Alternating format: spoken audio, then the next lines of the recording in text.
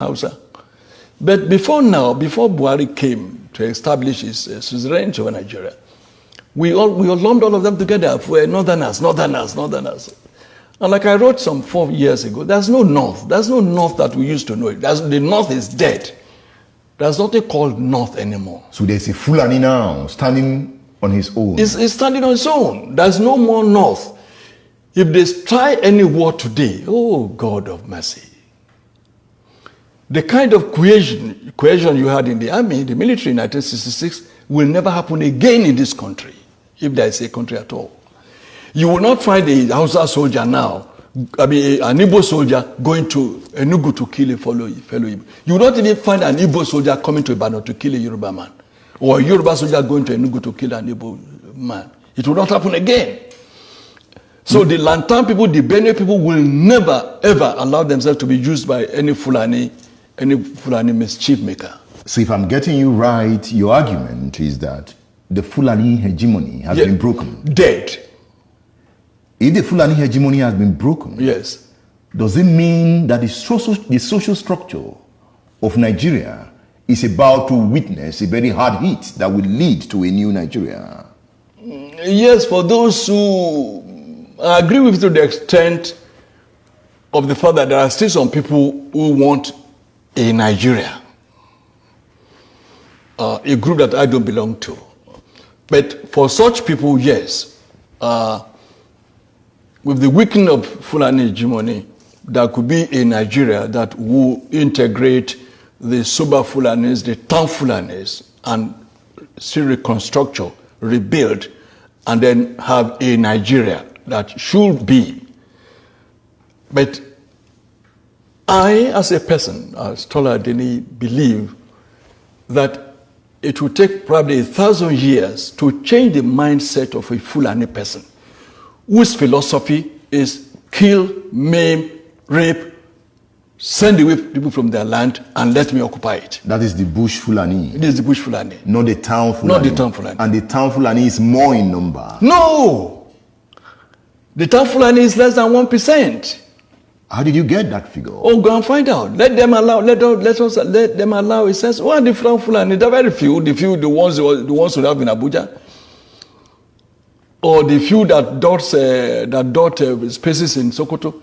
I'm sure that you know that Sokoto, as we speak, is not a Fulani town. Is it not? No, that's a mistake we make. Zamfara is not a Fulani town. There are more houses in Zamfara than Fulani. There are more houses in Kano than Fulani. But the Fulani govern. They are in town. They are in charge. Yes, so it's their town. Yes.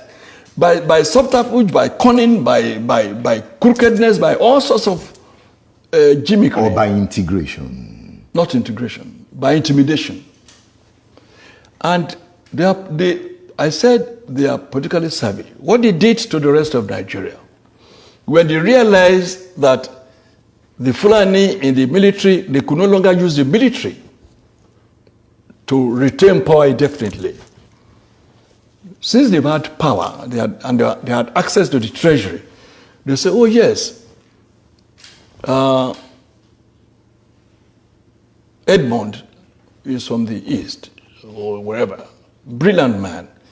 He may likely oppose us and contest with us and rival us. Let's make him an ambassador. Let's give him an oil block. Let's make him a billionaire. We padlock his mouth. Let's get an Abiola. Make him a billionaire. Let's get this. Let's get that. And make them big.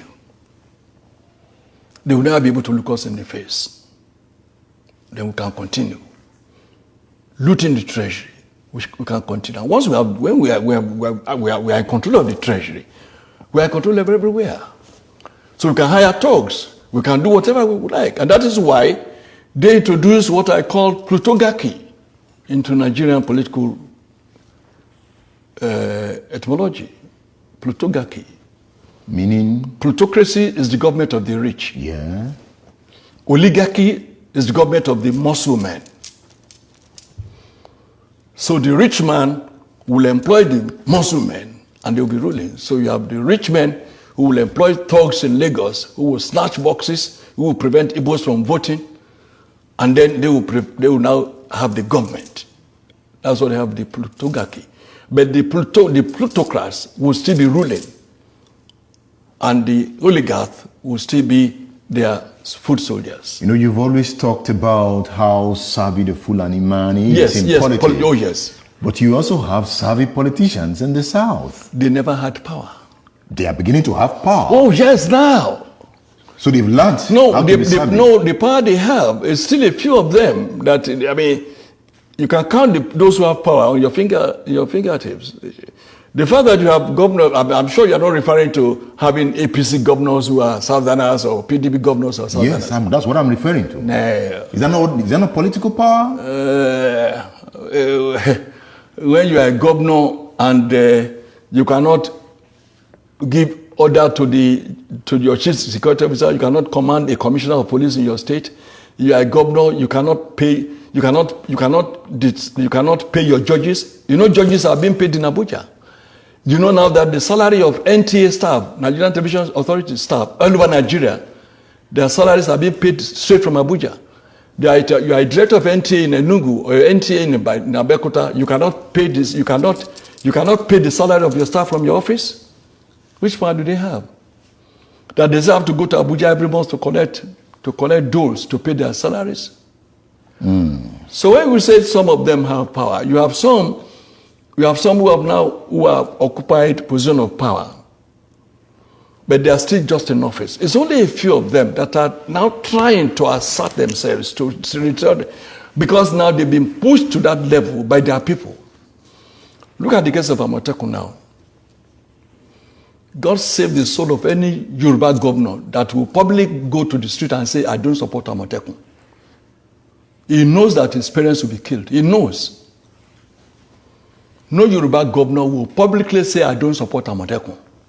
Now, before we round off, there is the Fulani question. Yes. There is the Igbo question. Yes. And there is the Yoruba question. Yoruba question, yes.